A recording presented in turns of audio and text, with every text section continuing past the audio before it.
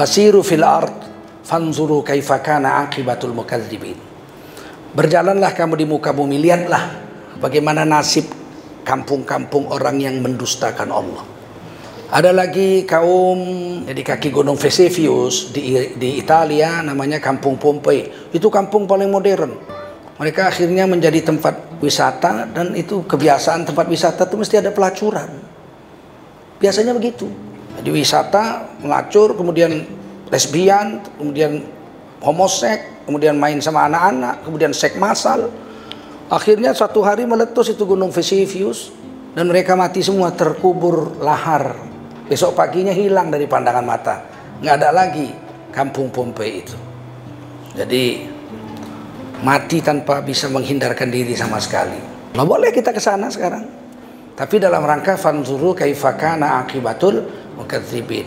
Bagaimana melihat nasib orang-orang yang mendustakan agama agar kita jangan mendustakan agama.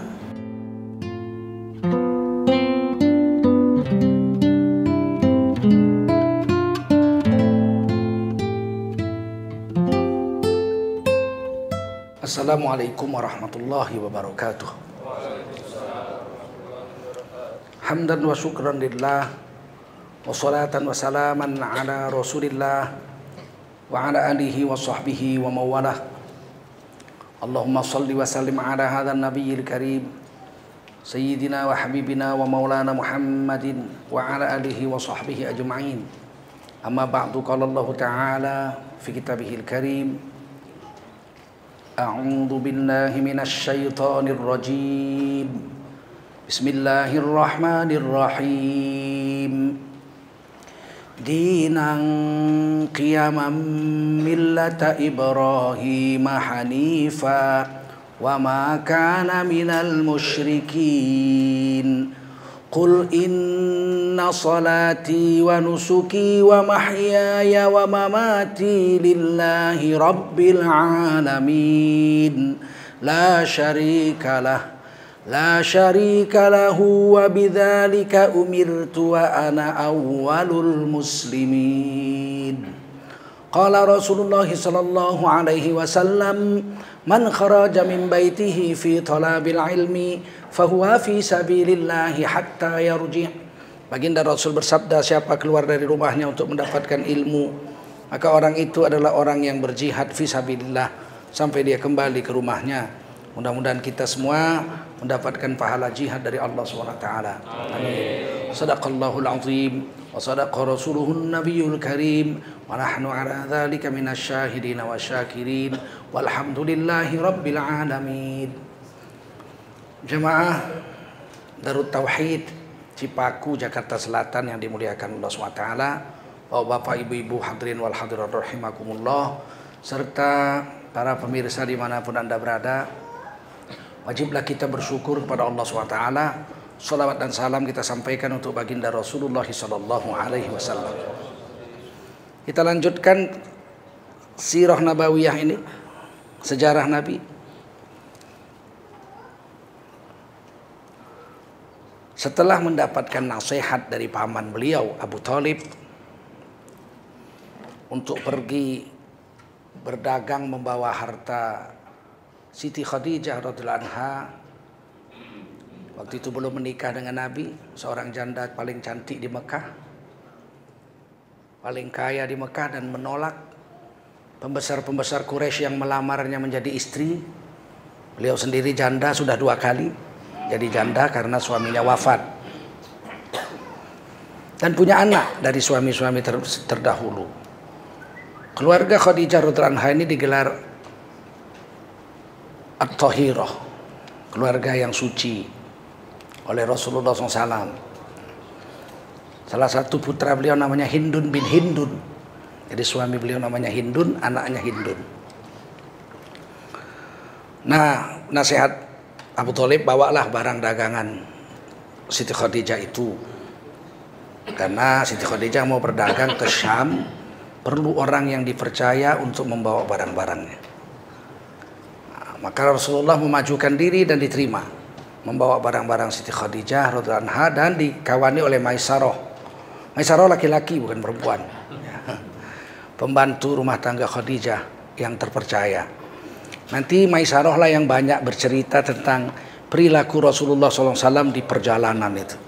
Sangat jujur, sangat baik hati, membantu orang, selalu merenung di malam hari, tidak banyak bicara, tutur katanya lemah lembut, kemana pergi dipayungi awan. Dan orang senang aja berdagang dengan Nabi. Dan ketika menjual barang dijelaskan, ini barangnya ada cacatnya di sini, ini kekurangannya ini, kelebihannya ini, harganya dari yang punya segini. Oh, nggak ada orang dagang begitu. Laku semua. Dan dijelaskan ini laku sekian, disuruh jual segini, dibeli orang segini. Begitu tuh ya, ada ya gitu sekarang. Nah, saya suruh jualkan sepeda motor 10 juta. Saya bilang sama yang punya, kamu mau beli motor nih, yang punya jual 10 juta nih, mau? Mau, udah saya beli 12 juta. Oh, kita dapat 12 juta, pulangin sama yang punya. Ini yang beli nggak mau 10 juta, maunya 12 juta, mau nggak? Mau nggak kita jujur gitu? Kan kamu suruh jualin sepeda motor 10 juta, ya. Yang beli bayarnya 12 juta nih duitnya gitu, mau nggak? Kalau kita tilep yang 2 juta. Kalau bisa bilang cuma laku 10. Karena kita nggak takut sama Allah. Sifat jujur itu tidak ada, melekat sejak kecil. Orang Quraisy, orang Arab, walaupun mereka penyembah berhala, satu sifat kelebihan orang Arab, jujur. Jujur itu sifat orang Arab, meskipun kafir, meskipun nyembah berhala. Mereka orang Arab kalau naik onta, sekian hari nggak jumpa air, mereka tidak akan berdusta walaupun dengan untanya. Hai onta, sabar, ntar lagi depan ada air kita minum. Tidak mau, karena itu dusta. Dia akan bicara, wahai onta sabarlah, kamu haus, saya juga haus. Mudah-mudahan kita ketemu sumur di depan, kalau ketemu kau dan aku minum sekenyang-kenyangnya. Tapi tidak ada dibilangnya, di depan ada sumur pasti kita minum. Sama onta aja nggak mau dusta orang Quraisy. Maka pantaslah nanti agama Islam itu diturunkan Allah di sana. Abu Sufyan radhiyallahu anhu sebelum masuk Islam berperang dengan Nabi beberapa kali. Beliau panglima perangnya, perang Badar, perang Uhud. Abu Sufyan radhiyallahu anhu pernah pergi, belum Islam, pergi ke Palestina. Sekarang sedang menderita betul-betul, dibuat oleh Zionis Israel, biadab ini, makhluk keturunan monyet dengan kera ini, ya. Nggak malu di hadapan dunia 30 tahun lebih membunuhi dan menembaki orang-orang Palestina, dan dunia diam saja. PBB nggak jalan sanksinya. Kalau jatuh sanksi, Amerika memvetonya. Diramalkan Rasulullah nanti satu hari Yahudi ini akan diserang oleh seluruh orang Islam sedunia. 1,7 miliar sekarang orang Islam. Kalau mereka bergerak, nanti Yahudi nggak ada yang hidup satupun. Bahkan yang sembunyi di belakang batu pun, batu akan ngomong, belakangnya ada Yahudi ini. Fiwaro, di belakangku nih, Yahud. Belakangku ada batu ngomong. Jangan main-main nanti satu hari, sampai juga pada puncaknya. Sebaiknya Yahudi ini sadar diri lah. Berikan hak kepada yang berhak. Dan Indonesia pun hari ini tidak keras, harusnya menggiring untuk dijatuhkan sanksi PBB. Karena Indonesia ini negara dengan penduduk Islam terbesar, dan kita sedang duduk di Dewan Keamanan PBB. Rasulullah SAW berdagang itu melalui jalan yang pernah dibawa oleh paman beliau Abu Thalib ketika Rasulullah berumur 12 tahun. Melalui Mekah, terus Wadi Al-Qura. Wadi Al-Qura itu jalan menuju Madinah. Waktu itu Madinah namanya Yathrib, belum Madinah. Yathrib ini negeri yang penuh duka nestapa. Banyak penyakit, banyak sihir-sihir, selalu perang antara Aus dengan Khadraj, dua suku Arab di situ. Dan Yahudi selalu mengadu domba, kadang-kadang Arab perang sama Yahudi. Di situ ada Bani Nadir, Bani Quraidah, Bani Qainuqa. Kalau perang lawan orang Arab, Aus atau Khadraj, mereka selalu berdoa berwasilah. Ya Allah, menangkanlah kami perang terhadap orang-orang penyembah berhala itu. Dengan keberkatan Nabi akhir zaman yang akan turun di negeri ini.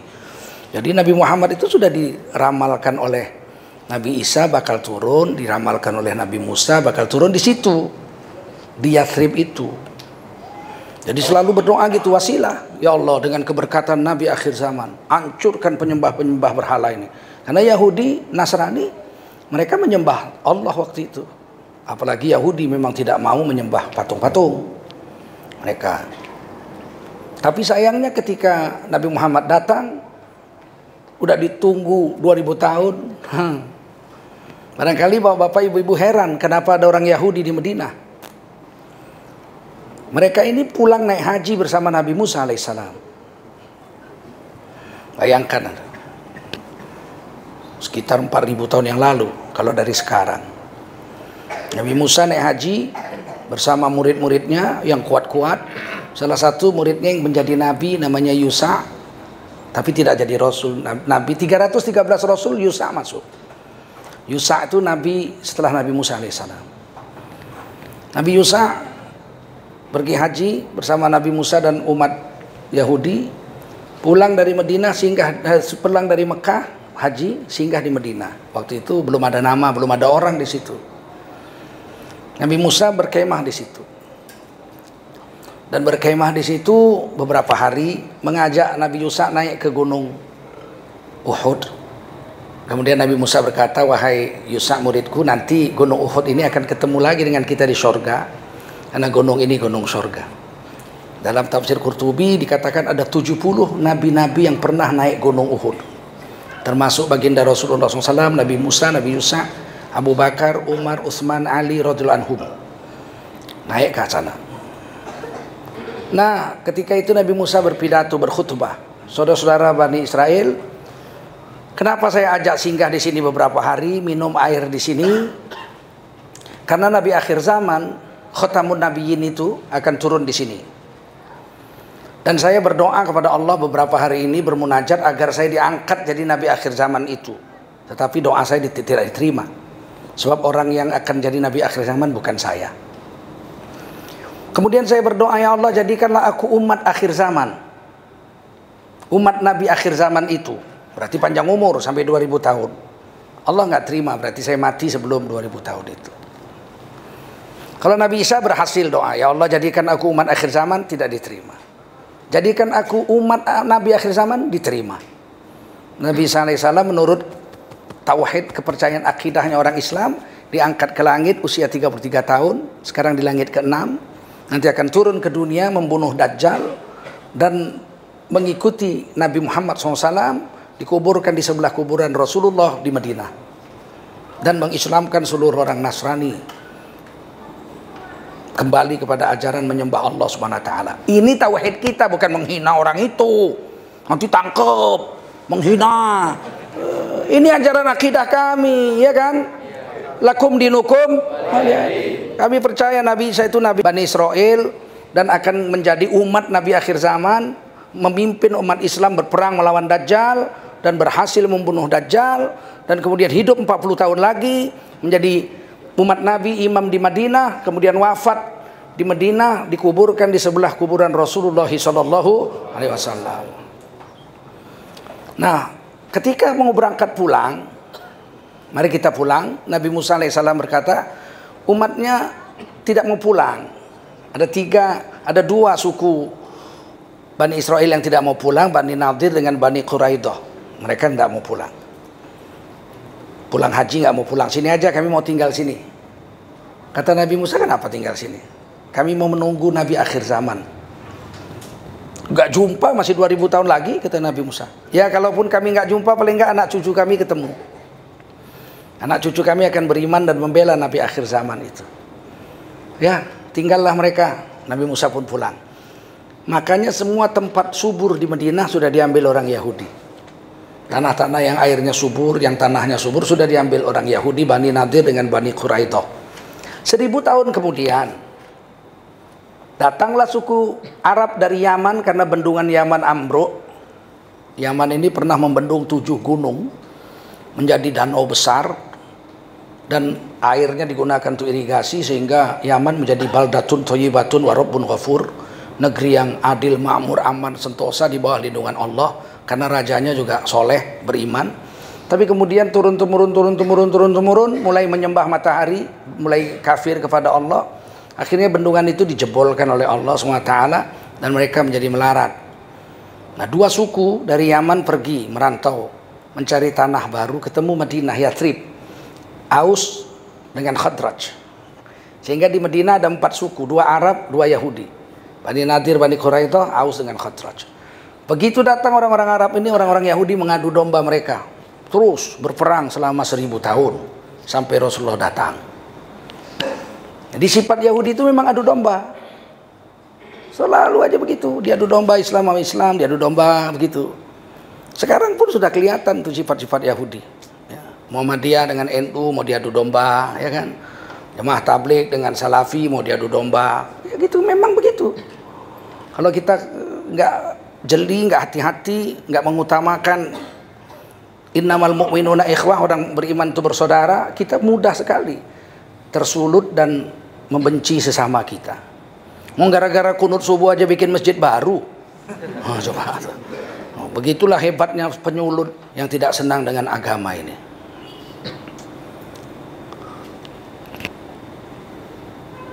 Kemudian Nabi datang.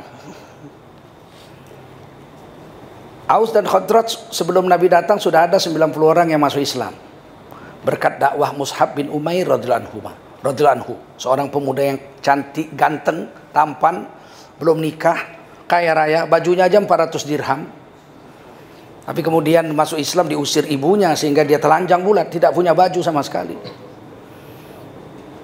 Rasulullah memberi kepercayaan kepada seorang pemuda yang belum nikah ini menjadi duta besar pertama utusan Rasul pergi ke Madinah untuk mendakwah orang Madinah. Jadi Rasulullah selalu memberi kepercayaan kepada orang-orang muda. Pemuda-pemudalah sebenarnya penggerak agama ini. Maka Mus'ab bin Umair pergi mendakwahkan agama dan berhasil mengislamkan pemimpin Aus dengan Khadraj. Sa'ad bin Mu'az radhiyallahu anhu masuk Islam. Padahal galaknya bukan main. Waktu Mus'ab bin Umair sedang dakwah, dia datang bawa tombak, ditancap di depan kakinya Mus'ab bin Umair. Memang dia pendekar besar, jagoan, kalau enggak bisa jadi kepala suku. Mus'ab bin Umair bilang, kenapa? Kamu anak kemarin sore mau mengganggu agama nenek moyang kami, pergi kamu. Kubunuh kau nanti. Kata Mus'ab bin Umair, apalah salahnya Tuhan mendengar apa yang saya katakan? Tuhan kan orang terpelajar, akal cerdas. Coba duduk dulu, dengar dulu apa yang saya katakan. Nah boleh, ngomonglah. Mus'ab bin Umair membacakan ayat-ayat Quran tentang keagungan Allah. Bergetar nih Sa'ad bin Mu'az radhiyallahu anhu. Ini yang kamu bawa dari Mekah sana? Iya, atas perintah Rasulullah. Kalau begitu saya masuk Islam. Begitu Sa'ad bin Mu'az radhiyallahu anhu masuk Islam, semua orang sukunya masuk Islam semua.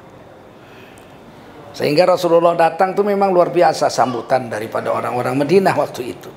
Meskipun namanya masih Yathrib.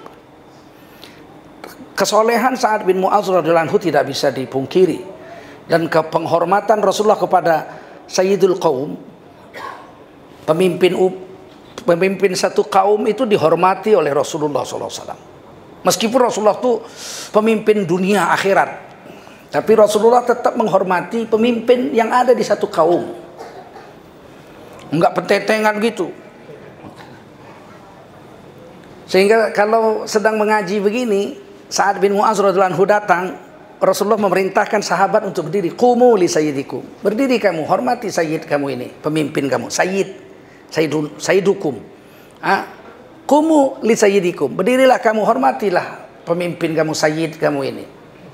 Rasulullah menyuruh saudara-saudara orang Islam berdiri menghormati Sa'ad bin Mu'az radhiyallahu anhu. Rasulullah sendiri kalau datang sahabat berdiri nggak mau, nggak usah berdiri, repot, nggak usah berdiri.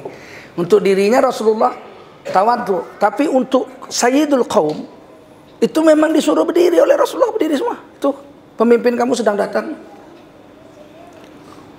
Saya pernah datang presiden acara Majelis Ulama Indonesia, saya berdiri.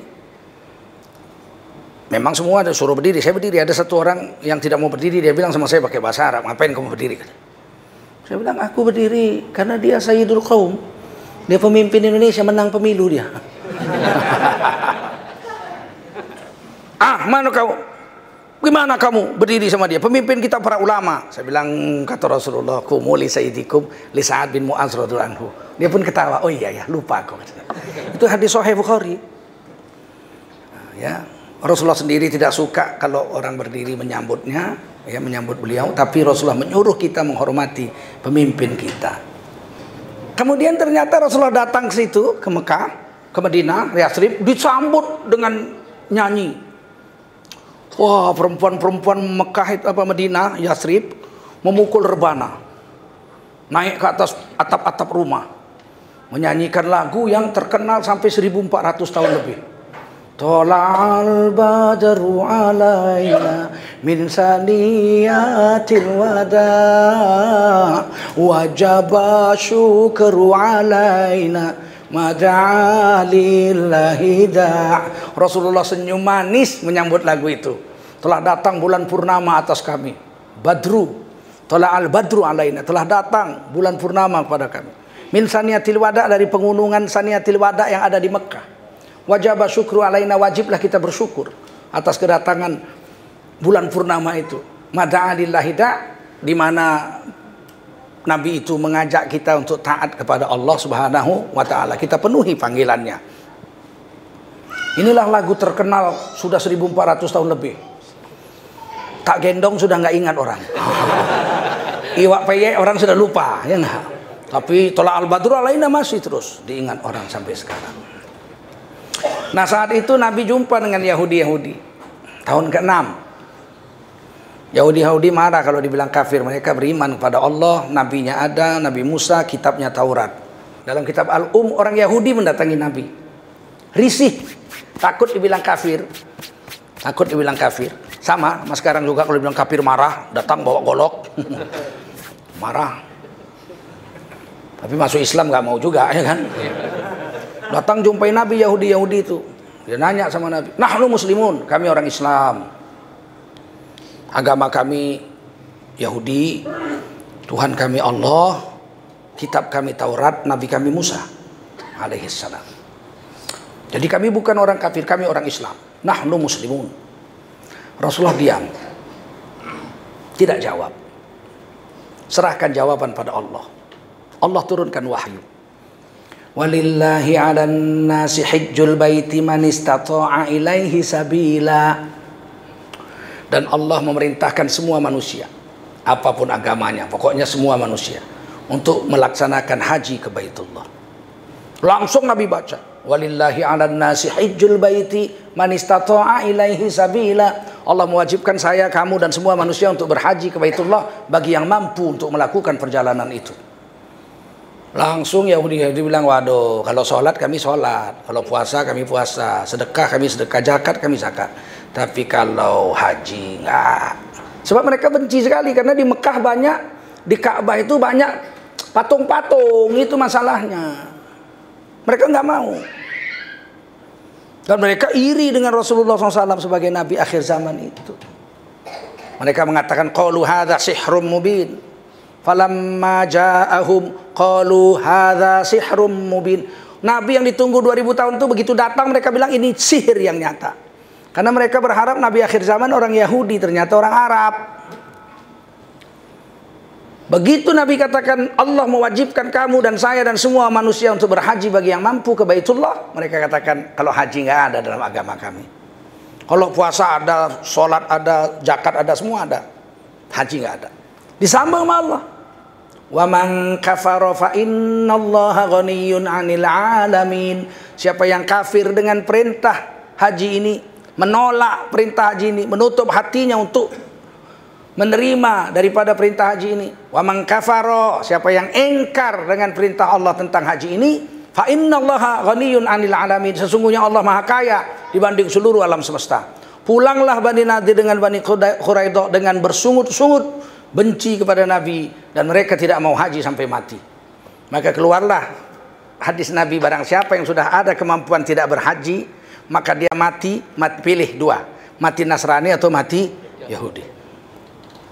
Ini asbabun nuzul ayat daripada walillahi 'alan nasi hajjul baiti man istata'a ilaihi sabila, dituliskan oleh Imam Asy-Syafi'i rahimahullah taala dalam kitab Kitabul Hajj, dalam bab haji. Dari situlah Nabi berjalan dari Mekah, Wadi Al-Qura, kemudian sampai Madinah. Di situ ada kuburan bapak Nabi di Jalan Tua, sekarang sayang sudah dibongkar habis. Tidak ada bekasnya sama sekali, sudah jadi halaman Masjid Nabawi. Sayang sekali. Sayang sekali. Ya. Sehingga kita tidak tahu di mana Bapak Rasulullah dikuburkan. Ibunya masih ada, kuburan ibu Nabi masih ada di Abwa, kira-kira 150 km dari Mekah menuju Madinah. Tapi kuburan Bapak Nabi saya sempat lihat beberapa foto-fotonya, tapi sekarang sudah hancur, tidak ada bekas lagi, dan hanya ada di halaman Masjid Nabawi. Bisa dikira-kira aja orang yang tinggal sana kira-kira sinilah gitu. Kemudian Nabi melalui Madinah terus menuju Jordania, Syam. Dagangnya ke Syam. Jordania sekarang. Jordania itu pecah menjadi Syam, Palestina, Suriah, dan Lebanon. Itu 4 negeri dulu namanya Syam. Banyak di situ nabi-nabi turun. Dan banyak ulama-ulama besar di situ turun. Salah satunya Imam Al-Auza'i, gurunya Imam Syafi'i rahimahullah ta'ala. Ada di situ di Lebanon. Sekarang masuk negeri Lebanon. Ya. Maka kemudian melalui Madinah terus sampai ke daerah Madian. Kemudian sampai ke daerah yang disebut kampungnya Samud. Dirar Samud, ya, Dirar Samud. Saya sudah ke sana dan kebetulan kemarin saya umroh selama sebulan. Pulang dari Korea saya umroh sebulan, ngadem-ngadem lah di sana. Musim dingin kan, jadi saya sejuk-sejukan lah di sana sebulan. Enak juga lah. Jadi ada teman saya minta bawakan ke satu tempat yang disebut kampungnya kaum Samud. Ya, mereka buat rumah di gunung-gunung. Gunung itu dipahat jadi rumah, dipahat jadi rumah. Jadi berapa puluh hektar, mungkin ratusan hektar tuh. Setiap ada gunung, mesti ada rumah-rumah di dalamnya. Saya sempat juga memfotonya di HP saya, masih saya simpan, ya, di dalam komputer saya simpan. Disitulah Nabi menutup wajahnya dengan serban, kemudian Nabi memecut unta. Tidak boleh berlama-lama. Jadi Nabi tidak mau berlama-lama di tempat yang disebut kampungnya Samud itu.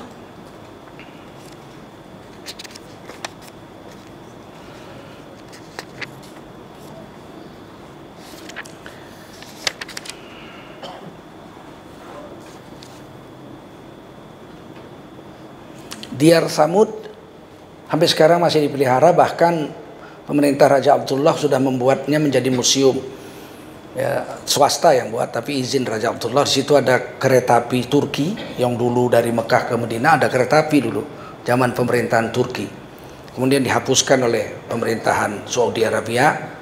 Kemudian sekarang mau dibuat lagi kereta api dari Mekah ke Madinah. Kalau kereta api dari Mekah ke Arafah sudah ada, tapi hanya dipakai untuk orang-orang Arab di musim haji.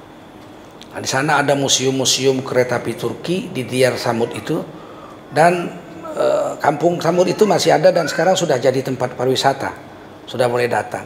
Man situ jangan lama-lama, jangan nginap situ. Makruh kalau datang situ tidak untuk melihat kebesaran Allah. Kalau tempat-tempat yang dilaknat Allah tuh nggak boleh lama-lama di situ. Nabi aja menghindar lama-lama dari situ. Cuman masalahnya kalau bolehkah kita ke situ? Boleh. Karena ada perintah Allah, fasiru fil ard fanzuru kaifa kana aqibatul mukadzibin. Berjalanlah kamu di muka bumi, lihatlah bagaimana nasib kampung-kampung orang yang mendustakan Allah. Nah, kita bisa lihat itu. Samud masih ada sampai sekarang. Rumahnya masih tetap ada, tapi orangnya mati semua. Kesedot angin, dibanting. 7 hari 8 malam di langit sana. Dibanting, mati. Rumahnya tidak hancur, tapi pintunya jebol. Orangnya keluar. Ada lagi kaum di kaki gunung Pompei, ya, di kaki gunung Vesuvius di Italia, namanya kampung Pompei. Itu kampung paling modern. Rumahnya gedung bertingkat, drainasinya bagus, buang airnya bagus, jalan rayanya juga dikasih batu, cantik sekali. Tapi kemudian mereka karena sejuk, kaya, anggurnya besar-besar, mereka akhirnya menjadi tempat wisata, dan itu kebiasaan tempat wisata itu mesti ada pelacuran. Biasanya begitu. Makanya kita harus menggalakkan wisata syariah. Jadi wisata melacur, kemudian lesbian, kemudian homoseks, kemudian main sama anak-anak, kemudian seks massal. Akhirnya suatu hari meletus itu gunung Vesuvius dan mereka mati semua, terkubur lahar. Besok paginya hilang dari pandangan mata, nggak ada lagi kampung Pompei itu. Jadi mati tanpa bisa menghindarkan diri sama sekali. Karena pendeta-pendeta mereka mendakwahkan mereka jangan berzina, mereka bunuh, mereka pukuli, mereka nggak mau dengar agama. Sehingga akhirnya dimusnahkan Allah. Boleh kita ke sana sekarang. Tapi dalam rangka fanzuru kaifa kana aqibatul mukadzibin. Bagaimana melihat nasib orang-orang yang mendustakan agama agar kita jangan mendustakan agama. Nah, sampailah Nabi berdagang dan kemudian pulang. Pulang dari berdagang itulah Nabi dilamar oleh Siti Khadijah radhiyallahu anha untuk menjadi suami. Dan Rasulullah mau. Maharnya 20 ekor onta muda. Onta anak-anak, onta anak. Kalau onta besar harganya 50 juta seekor. Onta anak-anak, onta muda. Mahal juga ya. Kalau 500 ribu ya 20 ekor 10 juta juga. Kalau 1 juta harganya unta muda 20 juta juga gitu. Mahal nggak itu? Alah, sekarang kamu kawin berapa? Biayanya? Belum. Rugi kamu, cepet dikit. Kawin kok lama-lama. Nanti kamu nyesel kamu. Sehingga anak Imam Syafi'i begitu mulai balik nikah. Saya sudah punya cucu 5. Masih muda saya, jenggot sudah putih juga. Saya sudah punya cucu 5 saya. Pak Agim sudah punya cucu belum? Berapa? Banyak juga? 7, kalah saya. Nah, begitulah. Dinikahkanlah oleh pamannya. Karena bapaknya Khuwailid sudah meninggal, bapaknya Siti Khadijah. Kemudian Rasulullah menikahlah dengan Khadijah radhiyallahu anha yang menikahkan pamannya Umar bin Asad. Karena bapak beliau Khuwailid sudah wafat. Nah, kemudian Nabi SAW menjadi manajer menjalankan barang-barang Khadijah untuk dibawa orang dagang. Jadi bukan Siti Khadijah lagi. Rasulullah, ini barang jual sekian, ini beli apa gitu. Sampailah Rasulullah berusia 35 tahun, terjadilah Ka'bah itu ambruk. Ya, karena banjir besar. Nah, kemudian orang Quraisy bermusyawarah untuk membangunnya.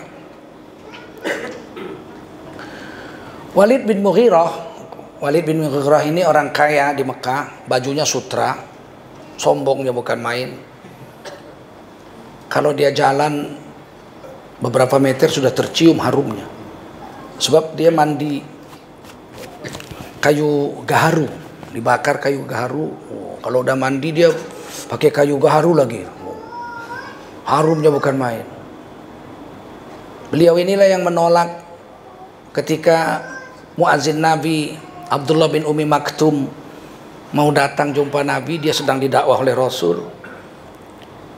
Umi Maktum ini orang miskin, mandi cuman seminggu sekali aja, hari Jumat saja baru mandi. Muazin Rasul suaranya keras.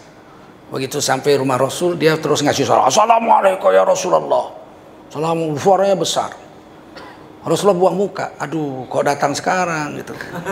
Ini ada si sombong nih lah, pasti menolak nih datangnya orang miskin bau begitu kan. Rasulullah buang muka, Allah tegur. Abasa wa tawalla an ja'ahul a'ma wa ma yudrika la'allahu yazakka. Ditegur oleh Allah, masam wajahnya ketika datang orang buta kepadanya. Karena orang buta ini mau membersihkan hatinya untuk belajar agama. Sedangkan orang yang kaya yang diharapkan masuk Islam ini orang sombong. Tidak ada, cuman basa-basi saja. Kalla, jangan begitu. Innaha tadhkirah liman syaa dzakarah. Ini peringatan bagi orang yang mau mendengar peringatan. Sampai sekarang ini Rasulullah tidak membuang ayat itu. Tetap bersifat tabligh menyampaikan. Kalau Rasulullah sembunyikan pun siapa yang tahu? Rasulullah tetap sampaikan. Dan inilah orang JIL, Jaringan Islam Liberal, pernah memberikan ceramah bahwa Nabi Muhammad bukan orang yang maksum, tapi pernah berdosa. Ini ayatnya, bacakan. Nabi buang muka waktu Umi Maktum datang. Dia berdosa. menyakiti hati Umi Maktum? Saya jawab tidak, berdosa. Karena Umi Maktum radhiyallahu anhu orang buta, dia nggak lihat Nabi buang muka.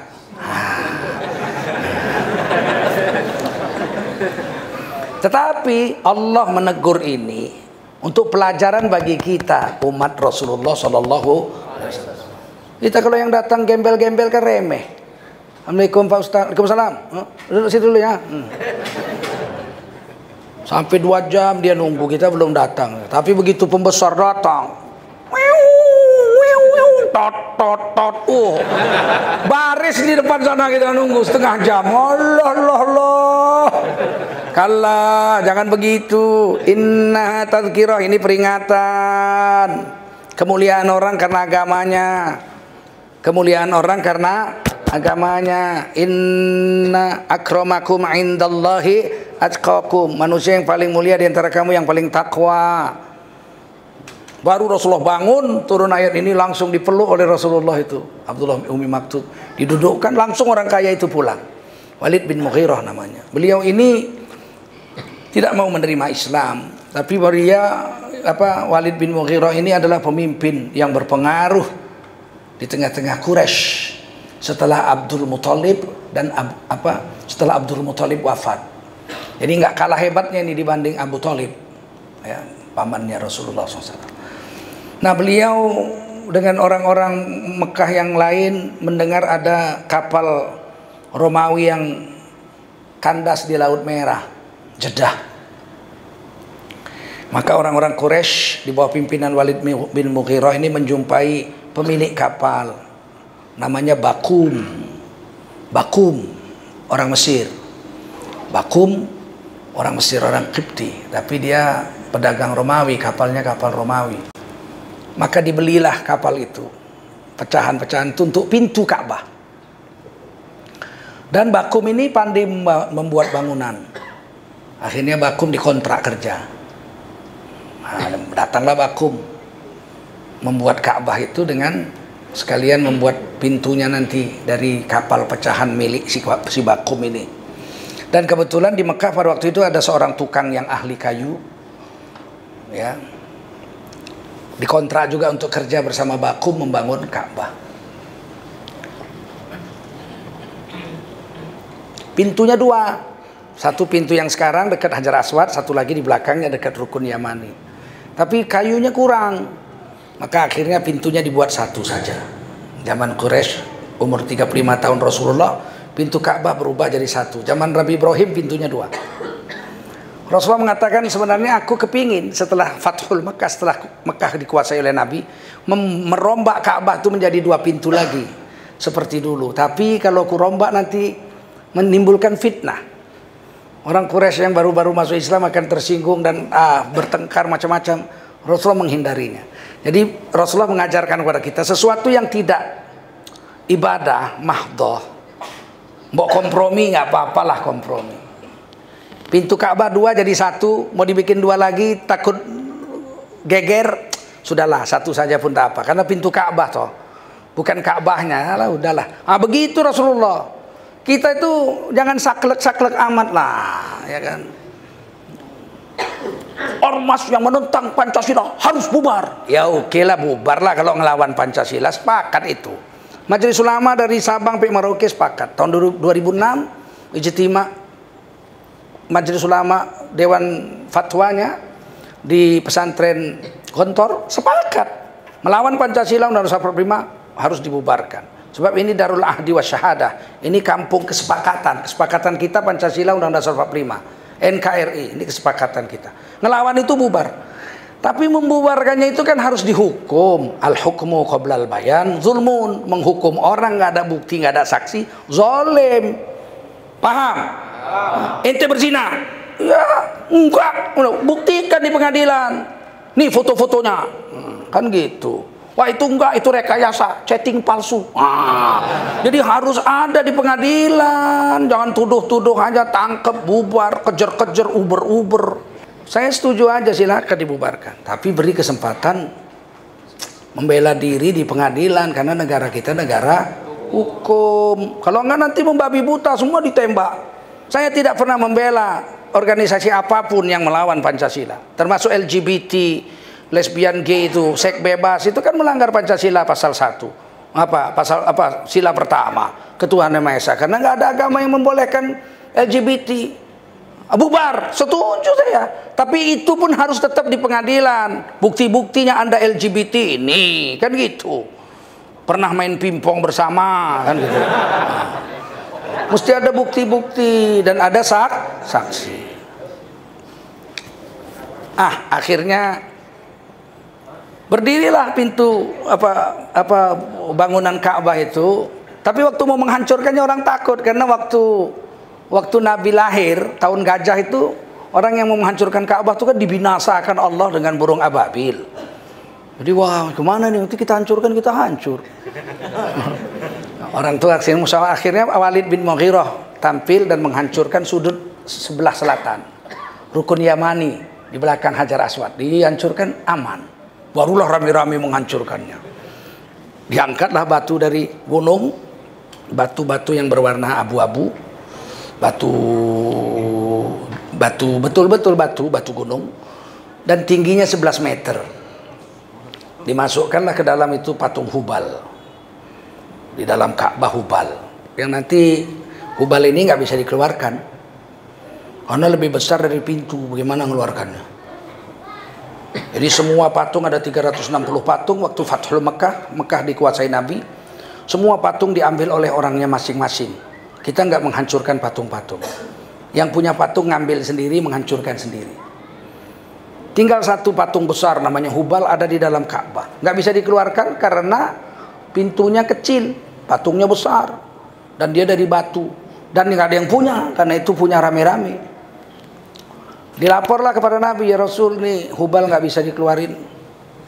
Maka Rasulullah datang dan ditunjuk sama Rasulullah pakai tongkatnya. Hei Hubal, ditunjuk sama Rasulullah. Maka berpatah-patahanlah patung Hubal itu, jatuh berkeping-keping. Berarti Nabi itu suaranya juga ditakuti setan, ya nggak?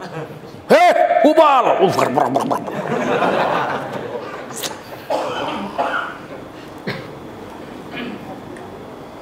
Kemudian Rasulullah SAW berdagang ke Syam, kemudian nikah dengan Siti Khadijah, kemudian Ka'bah dibangun umur 33 ketika Nabi umur 35. Kemudian Rasulullah mendamaikan Quraisy yang hampir berperang. Siapa yang merasa berhak meletakkan batu Hajar Aswad ke tempatnya semula.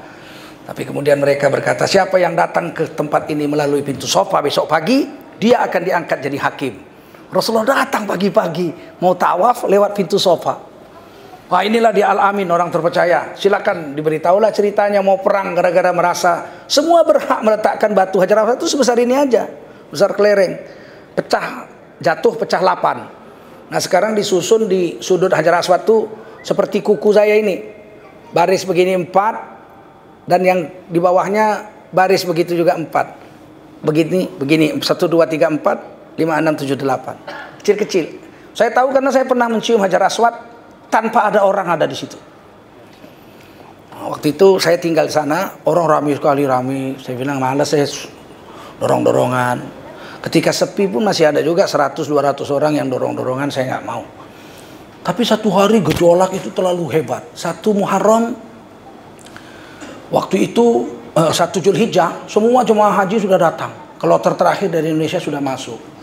Ka'bah itu kelambunya sudah diganti dan digulung separuh, takut diganggu orang. Sehingga batu Hajar Aswad itu kelihatan dan baru. Tahun 96 tuh dinding Ka'bah tuh baru. Saya di sana itu dinding Ka'bah baru diganti. Itu dindingnya ditukar triplex. Kita bisa masuk bayar 10 rial aja sama yang jaga-jaga itu. Orang Bangladesh, Pakistan, India. Kita bisa sholat dalam Ka'bah. Nah waktu 96 itu 1 Zulhijjah 97 itu batu Ka'bah baru. Saat itu saya ingin sekali mencium Hajar Aswad. Padahal orang sedang padat-padatnya, itu puncaknya. Saya doa, ya Allah izinkan aku mencium Hajar Aswad tanpa sikut-sikutan dengan orang. Hanya karena saya menahan sabar, mungkin nggak tahu lah ya. Berbulan-bulan saya di situ menahan sabar. Tiba-tiba lagi jalan tawaf gitu, habis doa gitu, orang pada hanyut. Saya bertahan gitu, ya Allah, apa ini, ada apa ini, kok orang pada lari semua keluar. Tiba-tiba sepi, tinggal 4-5 orang aja. Sisanya tentara-tentara dengan pekerja lagi ngepel, ditutup pakai tali. Mau ditutup dipel. Wah, tinggal 4 orang, yang lain diusir, merobos dari tali, tinggal saya. Saya suruh roh, katanya. Apa roh? Aku mau cium Hajar Aswad. Oh, nggak bisa, kata. Apa nggak bisa? Nanti kuadukan kau sama Tuhan di hari kiamat kau nanti. Oh, itulah enaknya itu ya nggak. Terus kata yang jaga itu, ya udahlah silakanlah cium. Saya cium sendirian itu, barulah saya lihat batu itu ternyata hanya 8 pecahan. 1, 2, 3, 4, 5, 6, 7, 8. Dilemkan begitu. Pakai lem hitam gitu.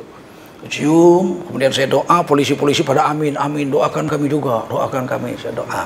Selesai itu saya merobos. Bisa cium Hajar Aswad, tidak ada orang. Tapi doa sama Allah. Nah, begitu. Allah Maha Kuasa, makhluk tidak kuasa. Nah, selesai Ka'bah itu. Kemudian ternyata memang orang-orang zaman itu sudah mulai ragu menyembah berhala ini. Sudah mulai ragu karena diejek-ejek kalau ke Syam sama orang Yahudi dan Nasrani. Nyembah patung. Keturunan kita Nabi Ibrahim nyembah Allah. Kan gitu. Kamu keturunan Nabi Ismail nyembah patung. Mulai diejek-ejek gitu, mulai ada rasa tak enak. Sebenarnya sudah ada rasa tidak enak, makanya ketika Rasulullah datang, orang-orang muda-muda itu, Sa'ad bin Abi Waqqas, Abu Bakar Siddiq miriplah dengan Nabi, lebih tua Nabi 2 tahun. Umar bin Khattab belakangan ya. Sa'ad bin Abi Waqqas, Abdullah Abdurrahman bin Auf, Tolhah, Zubair, ini kan pemuda-pemuda umur 18, umur 16, umur 20. Mereka itu memang sudah mulai ragu. Makanya yang masuk Islam itu yang muda-muda dulu. Cobalah Sayyidina Bilal ya kan. Kalau orang Arabnya Sayyidina Utsman, Abu Bakar Siddiq, Tolhah, Zubair, Sa'ad bin Abi Waqqas, Abdurrahman bin Auf, ini kan muda-muda ini. Nah, yang muda-muda itu mulai ragu. Kalau yang tua-tua udah tertanam ya agak susah masuk Islam lagi. Tapi di antara yang muda ketika Nabi belum jadi Nabi, sudah ada 4 orang yang tidak percaya dengan Tuhan patung-patung itu. Nabi belum jadi Nabi. Siapakah 4 orang itu? Ditulis dalam kitab sejarah. Yang pertama namanya Zaid bin Amr bin Khattab. Nah, jadi Zaid bin Amr bin Khattab. Khattab punya anak namanya Amr, kemudian punya anak lagi namanya Zaid. Jadi ini sepupu ponaannya Umar bin Khattab ya. Keponakan Umar bin Khattab. Zaid bin Amr bin Khattab ini nggak percaya dia dengan patung-patung itu. Jadi dia nggak mau nyembah patung. Yang kedua Utsman bin Al-Huwairits. Utsman bin Al-Huwairits nggak percaya juga dengan Tuhan patung-patung. Yang ketiga Ubaidullah bin Jahsh. Ini sepupu Rasulullah. Ubaidullah bin Jahsh, saudara kandung Abdullah bin Jahsh, saudara kandung Zainab binti Jahsh. Zainab binti Jahsh dikawinkan Nabi dengan anak angkat Nabi yang paling Nabi cinta, yaitu Zaid bin Harithah radhiyallahu anhu. Itu dibeli di pasar Ukaz, dihadiahkan sebagai hadiah kawin dari Siti Khadijah kepada Nabi.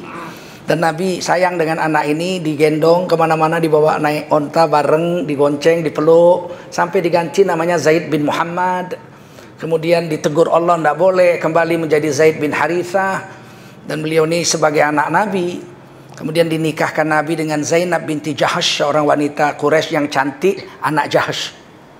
Jadi saudara Zainab, ada namanya Abdullah bin Jahsh, ini nanti perang di Jabal Uhud, putus kupingnya, hidungnya diikat dengan benang waktu dikubur. Dan Sayyidina Hamzah dibelah dadanya, dimakan jantungnya oleh Hindun dan hatinya. Nah, beberapa tahun terjadi banjir, beberapa tahun yang lalu.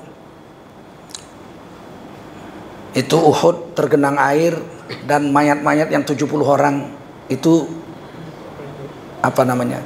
terapung keluar dari kuburnya semua, masih utuh semua. Salah satu ulama, salah satu guru saya juga dipanggil untuk menyaksikan penguburan kembali. Tidak ada yang diketahui namanya kecuali 2. Satu Sayyidina Hamzah karena dadanya belah dan tangannya nutup itu, rambutnya belum habis, badannya masih seperti biasa dan darah masih mengalir dari perutnya dan harum seperti kasturi. Yang kedua adalah Abdullah bin Jahsh, kuping dan hidungnya putus, tangan putus, semua diikat benang dan masih berdarah sampai sekarang juga. Akhirnya yang dua ini dikuburkan, diberi batu nisan, dan bisa diketahui ini kuburan Sayyidina Hamzah, dan satu lagi Abdullah bin Jahsh. Yang lain nggak ketahui. Nah, Abdullah bin Jahsh ini punya saudara lagi namanya Ubaidillah, lebih kecil. Berarti Ubaidillah ini adiknya Abdullah bin Jahsh. Ya. Beliau juga tidak mau menyembah patung. Kemudian Waraqah bin Naufal, paman Khadijah radhiyallahu anha. Waraqah bin Naufal, jadi ada 4. Mereka 4 bilang ini masyarakat jahiliyah nih, bodoh nih, nggak ngerti tujuan hidup, sesat. Ngapain keliling-keliling batu, nyembah-nyembah patung, patungnya dibikin sendiri. Kadang-kadang dari roti, lapar dimakan, ya kan? Ngapain ini, nggak beres, nggak sehat ini katanya. Nguntungkan kita nggak, ngerugikan kita juga nggak, Tuhan-Tuhan ini katanya.